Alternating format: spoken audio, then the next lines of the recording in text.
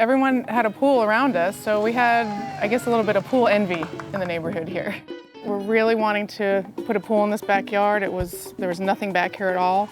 Before the pool, the kids were always asking to go to a splash pad because they really liked that, experience, whether it was at a bigger park or just the smaller ones around town. So that was one of the top items on our list. I want it as deep as possible so we could jump in and have fun. Favorite part of the pool for me is the sun shelf.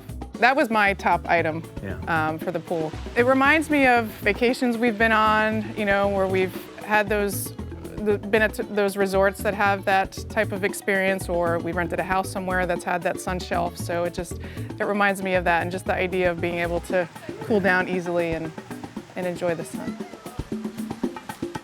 With kids, you're constantly looking for something to do. Go upstairs, go downstairs, read a book, go ride a bike, go shoot some basketball. But this allows us just to flow in and out of the house really easily. It's another activity. Actually, it's multiple activities out here that we can do on a night. We do try to keep the kids off of electronics like most parents do. So when we say we're spending the day at the pool, there's no arguments there, and they love spending the entire day out here. It's family time, and that's what we built it for. It makes for just an easy afternoon and evening. We had such a great experience with American Pools and Spas. We had a lot of revisions that we needed to do, and we're both pretty picky, and we knew what we wanted back here.